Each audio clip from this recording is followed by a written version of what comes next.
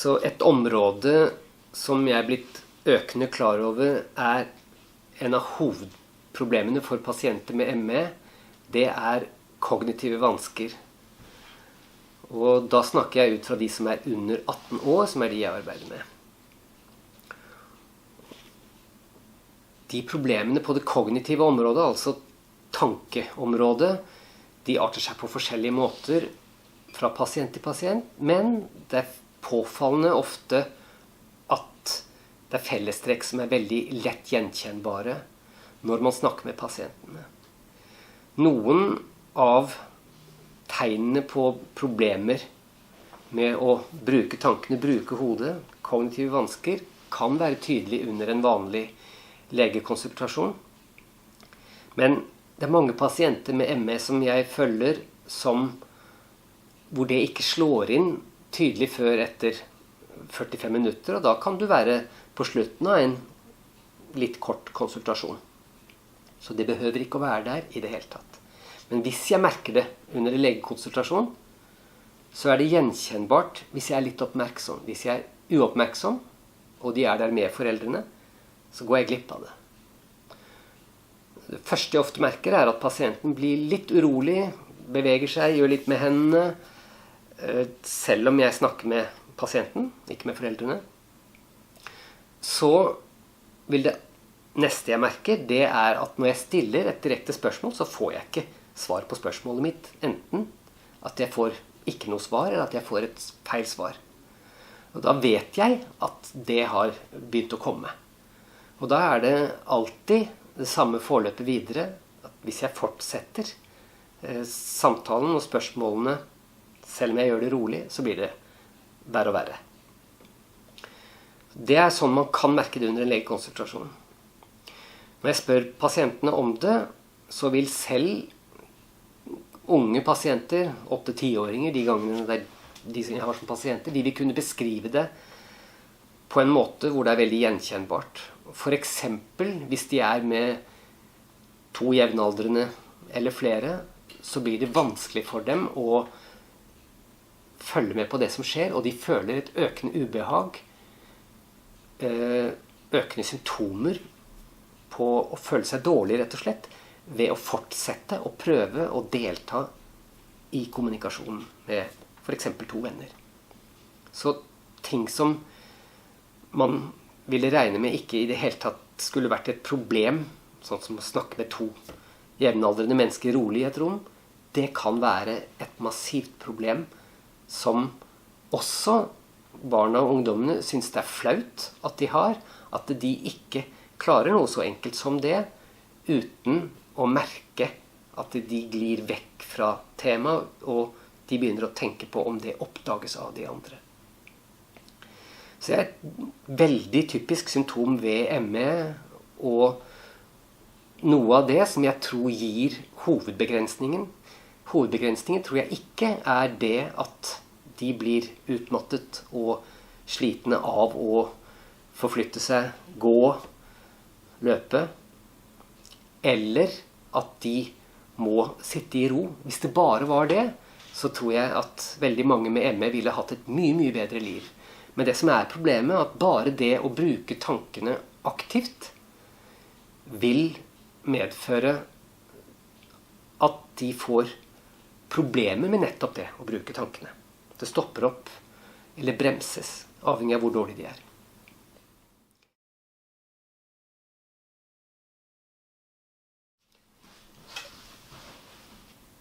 Så en av de viktigste begrepene som brukes når det gjelder kognitive symptomer ved ME, det er hjernetåke.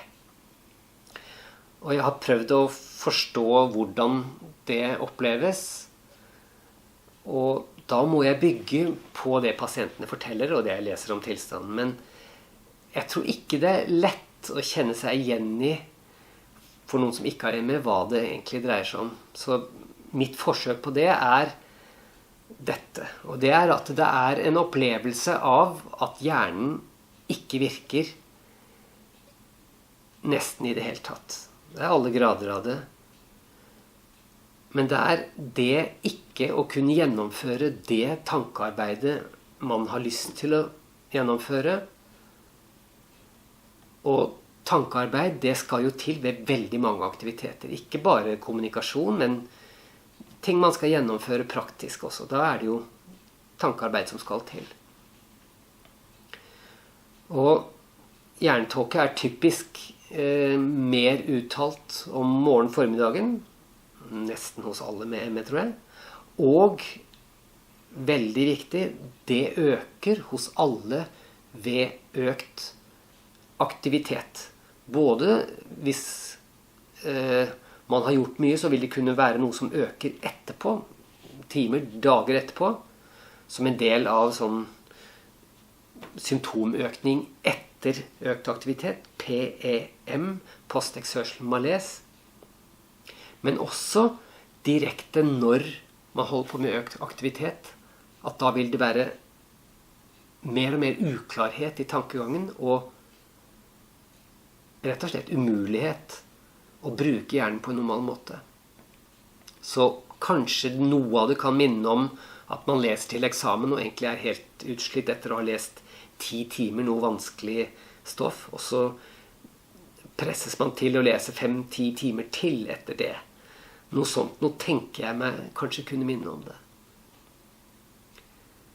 I hvert fall er det ved alle aktuelle definisjoner av ME en av de helt sentrale symptomene.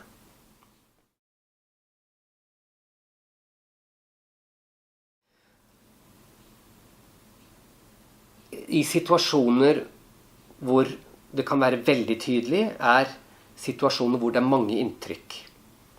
For eksempel en handletur på et kjøpesenter, det vil kunne være veldig ubehagelig, fordi tror jeg at det er mange inntrykk, og vanskelig å sortere inntrykkene, og inntrykkene gir en hjerneaktivitet som svekker kapasiteten til å bruke hjernen.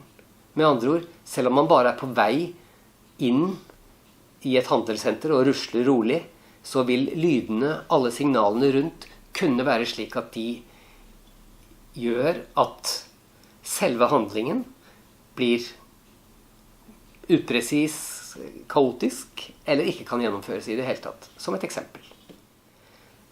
Så hvis vi tenker oss handlerturen videre, så er man kommet inn på handlesenteret, og personen med ME skal handle, og da må man velge mellom om det er den type kjeks med den og den korninnholdet, eller om det er en annen type kjeks man skal ha, og kanskje man ikke kjenner det handlesenteret og vet ikke hvor hyllen til varen er. Alle disse tingene vil være banale for de fleste av oss, men vil kunne være alt fra vanskelig til umulig å gjennomføre. Så det er eksempler på hvordan de i praksis arter seg at man ikke kan bruke hjernen på en normal måte.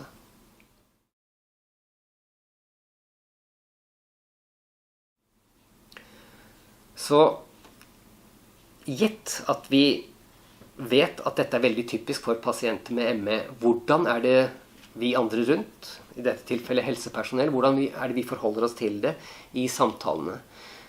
Jeg tror ikke jeg er flink nok til det. Jeg vet jeg er blitt flinkere, men jeg tror man må være økonomisk i bruk av ord man selv ytrer, og i spørsmål man stiller. Fordi alt man ytrer er noe pasienten må forholde seg til. Og de vet ikke i starten av en setning om den setningen vil ende opp med et vesentlig spørsmål, eller noe som ikke er så viktig. Så man må tenke at det er så og så mye bensin å bruke under denne konsultasjonen fra pasienten. Velg hva du bruker bensinen til. Begynn med det viktigste på en rolig måte, og prøv å ha ja-nei-spørsmål der det går an. Og når du merker, hvis det er slik situasjonen er, at bensinen er brukt opp, eller nesten brukt opp, så er det helt i orden å si at du tror det er slik det er nå for pasienten, og at det er helt greit. Da uttrykker du solidaritet med det som er noe av det aller vanskeligste for ME-pasienter.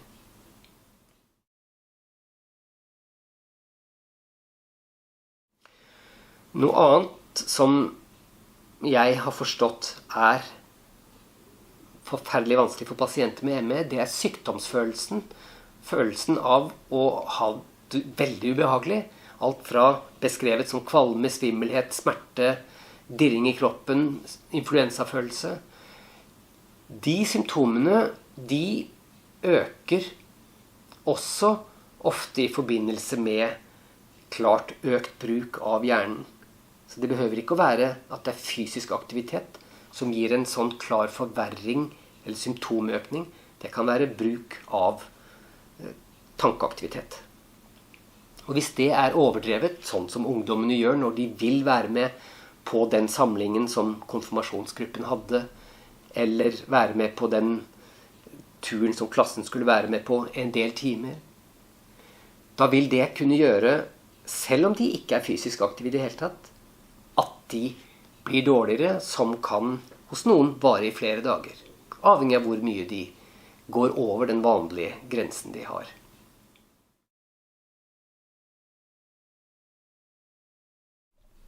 Okay. Vanlig problem hos pasienter med ME ordletingsvansker, eller at de rett og slett bruker feil ord på en ting, uten å være klar over at de gjør det. Og da det, hvis det for eksempel i en familie, så vil det kunne være at det humoristisk, fordi at det ordet som blir brukt så aldeles totalt feil, og kan være humoristisk, slik at i en trygg familie så vil det kunne være noe som ikke blir negativt, men som blir humoristisk fordi det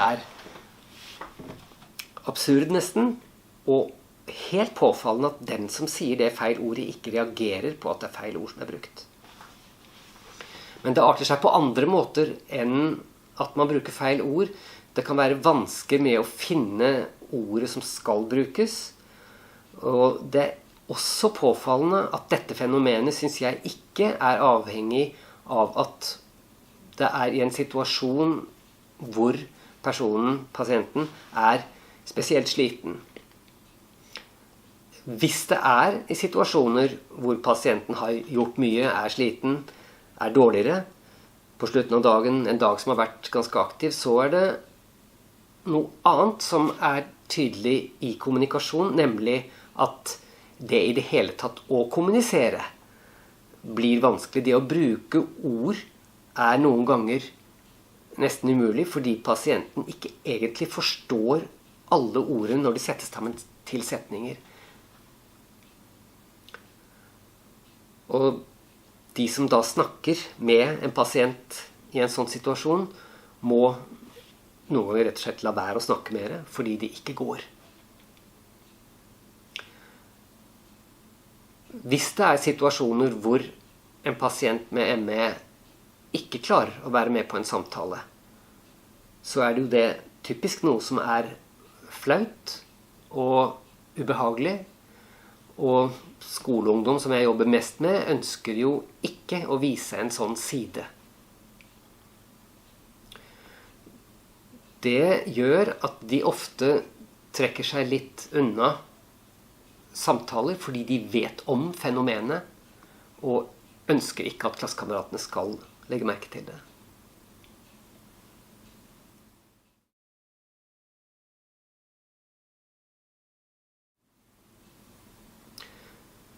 Det å huske ting ofte et problem. Det varierer ganske mye hos ungdom. Hos noen det slik at det først og fremst når de slitne at det tydelig. Hos andre det mer til stede stor del av tiden. Da kan det være så konkret hos noen med ME at de ikke klarer å huske PIN-kode til mobil eller andre tall som de i andre situasjoner, andre tidspunkt, husker med en gang. Så du kan slå til plutselig en variabel hukommelse.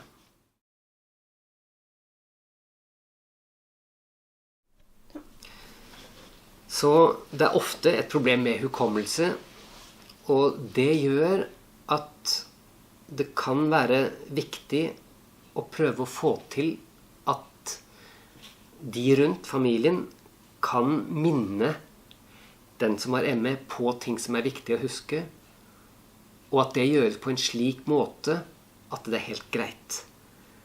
Og det krever jo at pasienten trygg nok til at det kan gjøres uten at det virker fornærmende, og at det gjøres med en forståelse og en tone som gir uttrykk for at man forstår og aksepterer at det helt greit at det slik. Med andre ord, ikke på en oppgitt måte, eller kan du ikke prøve å huske, eller noe sånt. Det ikke måten å gjøre det på. Fordi den som har dette problemet, smertelig klar over at det negativt både for en selv og for andre, at de ikke husker ting. Sånn som det ofte tilfellet.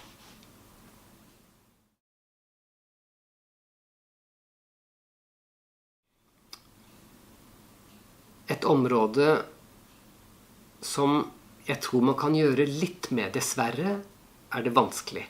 Men det hos ungdommer som har ME, og hvor livet alltid blitt veldig endret, og de ikke kan leve et liv som i det hele tatt sånn som det livet de levde før. Så må man prøve å gjøre det beste ut av det. Og det en spesiell alder. Jeg jobber da stort sett med de mellom 8 og 18 år. Og hvis vi tenker den typiske gruppen der, så de jo ungdommer som i forandring, som andre ungdommer i pubertet og så videre. Og det jo en spesiell alder hvor man ofte holder på med å finne ut hvem man egentlig og alt dette vi andre og alle vet mye om. Så når noe så dramatisk som ME kommer,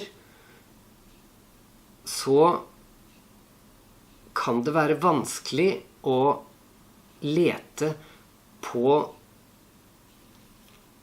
steder hvor man ikke egentlig hadde tenkt å lete, for å finne noe som kan være meningsfylt å holde på med, som man ikke blir påfallende dårlig av, og som kan gi en opplevelse av mening, utvikling og verdi.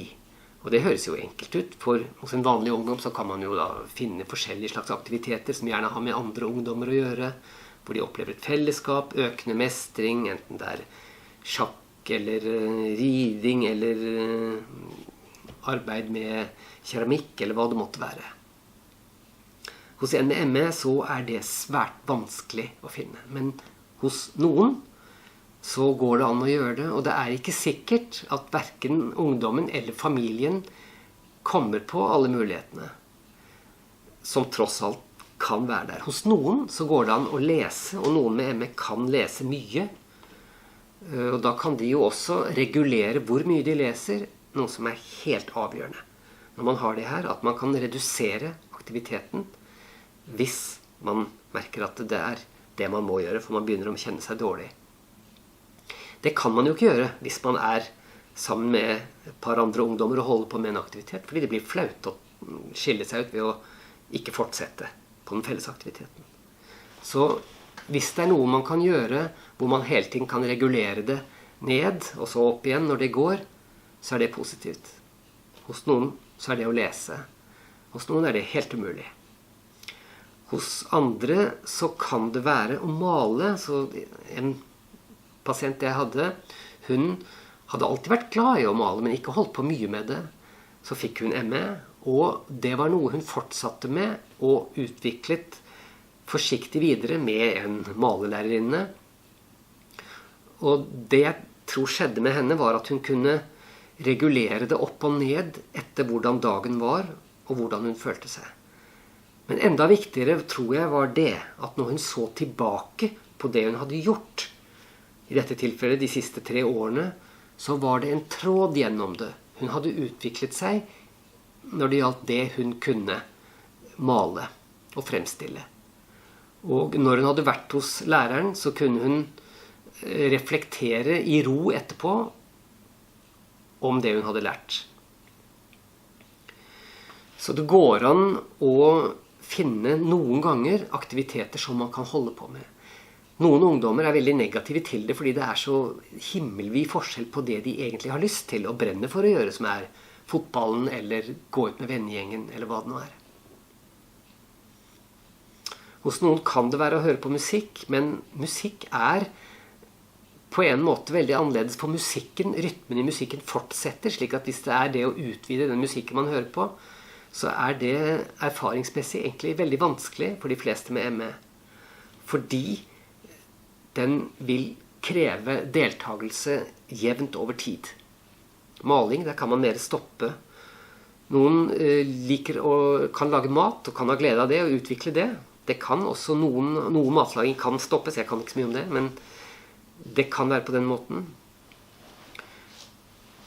Så det noen som kan også ha absolutt glede av å reise til steder som ikke så langt unna med familien, og oppleve de stedene, selv om det steder de egentlig, når de tenker over det, ikke har spesielt lyst til å dra til, men når de har vært der ute, selv om det har da vært noe utgifter i form av aktivitet, så har det vært en annerledes opplevelse enn de vanlige dagene.